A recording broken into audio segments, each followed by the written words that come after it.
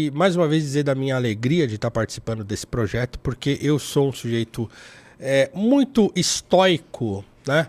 E muito desiludido com a questão política brasileira, porque eu acho de fato que a coisa aqui é muito complicada e que a tendência é sempre dar errado, né? Então, assim, eu tenho aquela desconfiança que é muito profunda e que me faz desconfiar de tudo e não ter esperança em quase nada quando o assunto é política. Não é à toa que eu me tornei professor, porque eu acho que, na verdade, o problema está na educação e que a gente só vai conseguir mudar a política se a gente conseguir mudar a educação. Na outra live eu estava falando uma coisa que eu quero repetir aqui para ficar registrado nesse canal. O debate político brasileiro, ele é muito... como é que eu diria? Ele não é só raso, no sentido de não ter profundidade, né? Mas ele é muito violento. As pessoas são muito violentas no debate político brasileiro por uma série de circunstâncias, entre elas, né, os últimos governos e tal, e toda a resistência que se criou de um lado e de outro. Então, assim, eu não estou dizendo que não é compreensível que seja assim. O que eu considero problemático é que ele não é assim só na arraia miúda, como se diz. Não é só no populacho, não é só no senso comum que a discussão é virulenta, é violenta, é odiosa. Não é só. Eu acho que o grande problema é aquilo que um grande intelectual francês chamado Julien Benda chamou de A Traição dos Intelectuais. Então existe um livro com esse título, se você não conhece, depois você pode procurar o livro do Benda, A Traição dos Intelectuais, que ele diz o seguinte: olha, os intelectuais eles têm uma função na sociedade.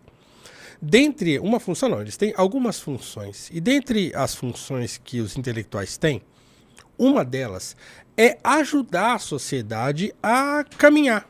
Né? É mostrar caminhos, mostrar opções, direcionar a sociedade. Por quê? Porque um intelectual, em tese, ele é alguém que está preocupado com fundamentos, com teorias, com comportamentos. Então você pega um sociólogo, um filósofo, um historiador, um geógrafo, um crítico político, um analista político, um filósofo da política, um filósofo do conhecimento. Então, assim, toda a gama de pensadores que uma sociedade tem responsabilidade para com a sociedade. Porque a não ser que ele seja um viajandão que queira ficar falando de abstrações que não são parte da sociedade em geral, em tese um pensador ele deve ter essa preocupação, né? Quando você vai ler o Platão e o Aristóteles, por exemplo, são dois filósofos que estavam preocupados com a sociedade deles. Então eles são filósofos chamados de filósofos da polis, porque eles estavam preocupados com a sociedade, com a cidade, com aquele conjunto civil de pessoas que precisavam conviver. Então a moralidade, a filosofia moral, a teologia, a ética, então são todas as preocupações que os intelectuais têm, não porque eles querem servirem a si próprios, mas porque eles querem servir a sociedade. Então o intelectual ele tem uma missão, né, para usar aqui o nome da nossa agremiação, ele tem uma missão que é, ajudar a sociedade, orientar a sociedade. E o que o Benda diz no seu livro é que os intelectuais, eles renunciaram a essa posição que eles têm e eles, como ele diz, eu vou usar aqui uma citação que não é textual exata, mas é quase isso, eles desceram à arena política, do debate mais superficial e raso da política, e eles foram contaminados pela paixão política. Esse é que é o ponto. O intelectual, né, e o Benda está falando de outro lugar, ele não está falando do Brasil, mas isso atinge o Brasil também, né? Então, o intelectual, ele renuncia ao seu papel de analista da sociedade, de orientador da sociedade, de alguém que ajuda a sociedade nas suas questões mais prementes, e ele mesmo é contaminado pela paixão política. Aí ele passa a agir de modo delirante. Então, a nossa situação no Brasil ela é especialmente complicada não só por isso, e esse já é um ponto, acho que muito sensível da discussão toda, né? A hora que o intelectual ele se torna um militante, né? Um agente político propriamente dito, e não um pensador. Né? Eu não preciso falar nenhum nome aqui, na cabeça de você que está me assistindo, deve estar passando um monte de gente que se comporta assim. Jornalistas, intelectuais públicos, né? Os chamados de filósofos públicos aí do Brasil, pensadores, né? Professores universitários e do ensino básico, artistas. Então, todas essas pessoas que têm né, que deveriam ter algum nível intelectual a ponto de se tornarem pessoas influentes na sociedade, todas essas pessoas, ou uma grande parte delas, para não dizer a maioria, renunciou a esse papel de olhar a sociedade e contribuir com a sociedade, e mergulhou na disputa política. Mergulhou.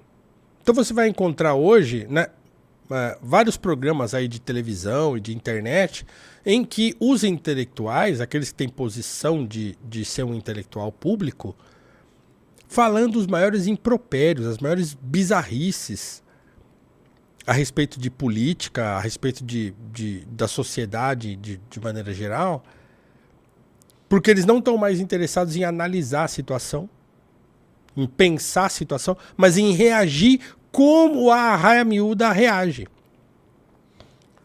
Né? O seu Zé e a Dona Maria lá, que estão os tios do Zap, o jovem que fica no Twitter lá, viajando e tal. Ah, tá bom, ele tem o direito, porque ele não tem tanta instrução assim, tanto aprofundamento, quanto um professor universitário. O problema é que os nossos professores universitários estão agindo como o seu Zé e a Dona Maria, tios do Zap. Então, caramba, como é que a gente lida com isso, né? Acho que esse é um desafio. Então, quando eu disse lá no comecinho da nossa conversa aqui que eu sou um cara desiludido, né, para mim é muito por causa disso.